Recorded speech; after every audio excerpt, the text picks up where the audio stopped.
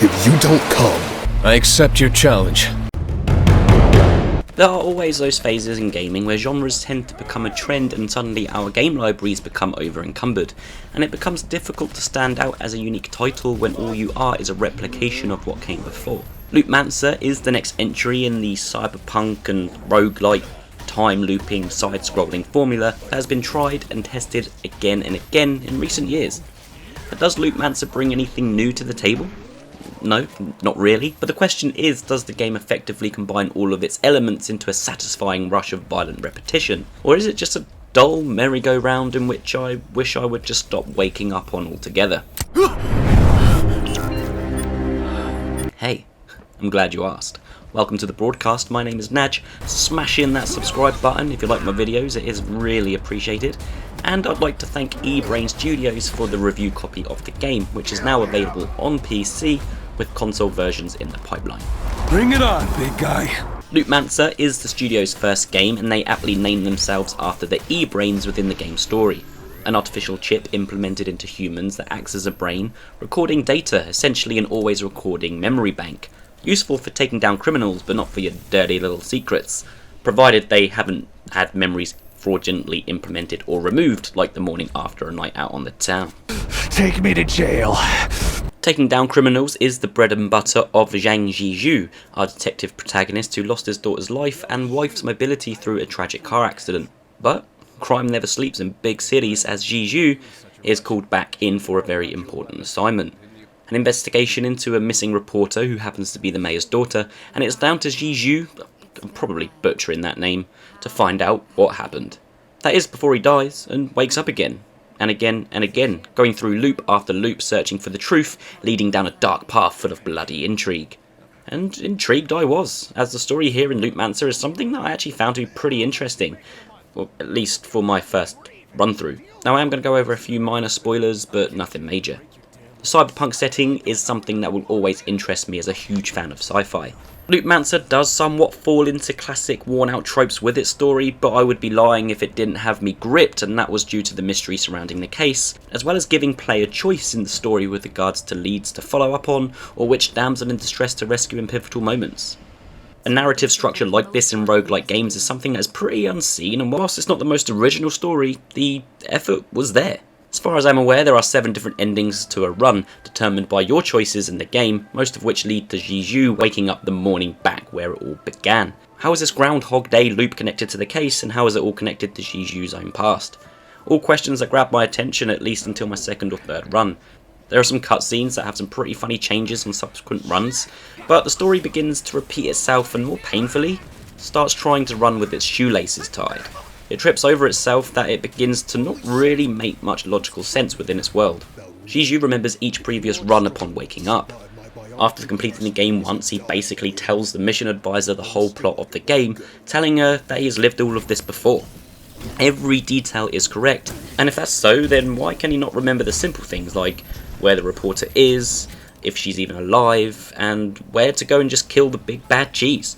This is where the game design of repetition doesn't complement the game's writing, as it starts to contradict itself, and what was once an interesting plot becomes a case of, well, if that's that, then why isn't that? Unfortunately causing my interest in the story to be lost in time, like tears in the rain. All of the suffering they endured. Of course, one could argue, well, if he would remember every little detail, then there wouldn't be a game. And yeah, that is pretty true. And there may have been some explanation for all this even. There are dozens of collectible diaries and lore material throughout, however I didn't find them that particularly interesting to read, so after the first few I, didn't read them. But what about the gameplay? Well, running with a blade only takes you so far before you fall arse over tits, and Loopmancer does just about make it through the struggles of carrying the weight of its own ambitions, in that it attempts to juggle multiple components, all touched upon making for some short bursts of fun, but the game never really fleshes any of it out in a long-lasting, compelling way, something I would say is critical to the success of a roguelike title. Loopmancer is a 3D action side-scroller through a beautiful cyberpunk world. I mean, seriously, this game actually looks incredible at times. Each level has some very detailed visual design to it, especially with its various backdrops. The Yang Dynasty Hotel with soaring Japanese vistas on the horizon with holographic women and advertisements, flying cars, something inspired by worlds such as Blade Runner, I'm sure. The orange sunsets of the oil rig level as we elevate to the top. The mutant infested ditch has a great atmosphere to it. Each level, from a visual sense, is created with care and attention to detail, there is no doubt about it. But we're not on some recall trip fulfilling our vacation desires. From a geographical point of view of the level design, the levels don't really allow for much exploration. I was initially deceived by the style of the map, looking familiar to those of Metroidvania style of games with its verticality and size. This is just not one of those games. No backtracking with new ways of maneuverability or shortcuts. Roguelites aspire to give the feeling of being new and fresh when replaying them due to their random nature. But aside from a few minor differences like environmental traps, puzzles and power placements, each run is not as different as I would have liked.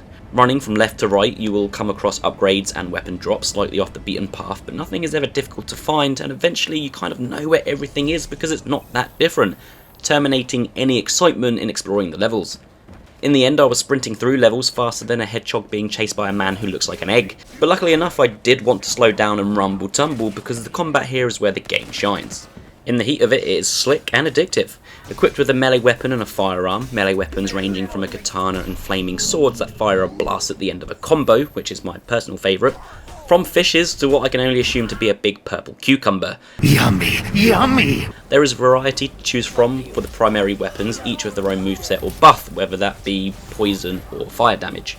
Firearms come in the form of your standard weapons for these sorts of games, machine guns, shotguns, sniper rifles, but again the variety presented here is enough, and this is all backed up with the assortment of different gadgets, freeze bombs, turrets, throwing axes, and a cooldown ability like a shock punch or throwing a fireball.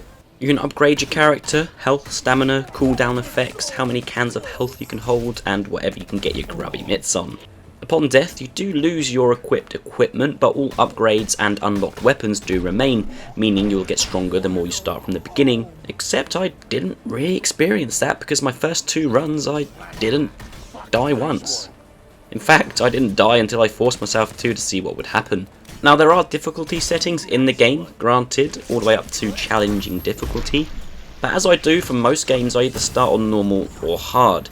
Knowing the nature of this game I decided to start on normal and didn't really struggle at all, and about 2.5 hours later I'd finished the game. I started the second run, keen to learn more about the story and experiment with different weapons and abilities, but I thought I'd up the difficulty a bit to hard. I accept your call. Less than 2 hours later I finished the game again with no loop reset. Now I'm not saying the game needs to be hard to be enjoyable, but there were only a few moments where I really felt any challenge. Now I said earlier the highlight for me was the combat because despite the lack of challenge the game is fun. When it all comes together, the dashing and slashing through enemies, shooting explosive hazards, dodging the traffic, it has a fantastic flow to it when in the heat of battle. Whilst I would have liked to see more outlandish enemy types, there were high-tech ninjas, soldiers, mutated spiders to keep things mixed up. Ranged enemies, quick close quarters combat, you have to mind your surroundings for area of effect damage being pulled about, and this is when the game is most enjoyable. Each level does have a boss battle, some missable depending which levels you choose on your particular run path, and these are exciting for badass cinematic purposes. However, the fights themselves for me were disappointingly simple with a couple of exceptions. Each boss has their own particular moveset and quirk to them, whether they are able to disrupt your vision through messing with your augmentations or being in a Gundam. Don't think I was prepared for that? Killing me won't be so easy! They have close range, long range and AoE attacks, but each boss is taken down pretty quickly with the same tactic. Wait until the boss is about to strike, then dash behind them and beat their ass until their attack animation is finished. Avoid their signature moves by moving left to right, then again go behind. Attack, essentially getting into a loop. Oh wait, well, that kind of makes sense seeing as the game is all about loops. But on harder difficulties the bosses were more aggressive with their attacks, but nothing too straining. The standout boss though was a hard-ass samurai who is known for being the best fighter in the world. Plenty of variety in his attacks that you actually have to adapt to him, including leaving doppelgangers behind him, so that used tactic from before and all the other bosses isn't actually always an option here, which was fresh. Getting better equipment is something that is essential here, and the game has E-coins, currency gained by ripping bad guys a new one. They can be invested in new weapons and gadgets found throughout the map. Each one has a varying price point, however you can invest your E-coin into one even if you do not have enough at the time to buy it. That way, when you come across it again on a later run, the item has some coin contributed towards it so you can just top it off to unlock the weapon. Once unlocked, you can swap your current weapon for it there and then, and you'll also come across the weapon or item through vendors or random starting loadouts after death. Funk. A war-profiting robot that will sell you weapons, items, and give you fighting tips when you come across him on the battlefield, as well as a joke or two here and there. What he sells you for a small price are weapons you have unlocked, so even though you have paid about 8 grand to unlock a good weapon, this is basically a deposit before buying out the real thing. I don't really have a problem with this approach because to buy the weapons once unlocked is a lot cheaper. However, the weapons on offer are randomised once you've found them, and I found more or less they were usually the same weapons being offered to me, ones I didn't have an interest in even though I had unlocked many more. At the end of each level you start at the detective agency. Here you are briefed on the mission and you can select and upgrade your loadout. Again, you don't really though get to select your loadout.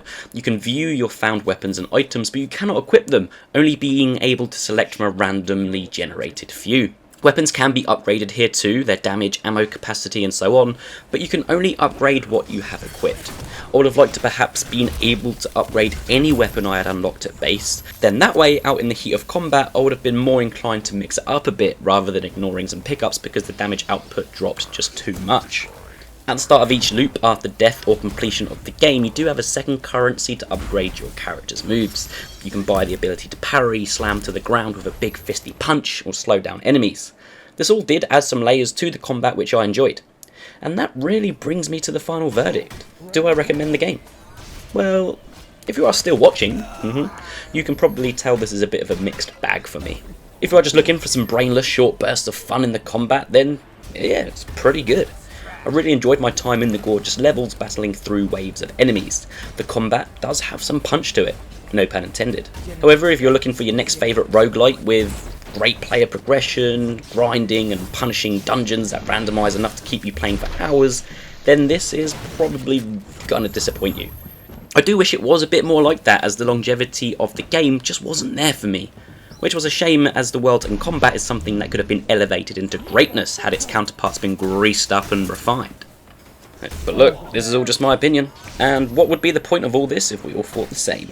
Let me know in the comments what you thought of the game, and also let me know what games you've been enjoying lately. I feel we've hit a bit of a dry spell at the moment, and is there anything you want to see on the channel? Let me know, give me a thumbs up if you liked the video and subscribe to the channel, and see you on the next one. Bye!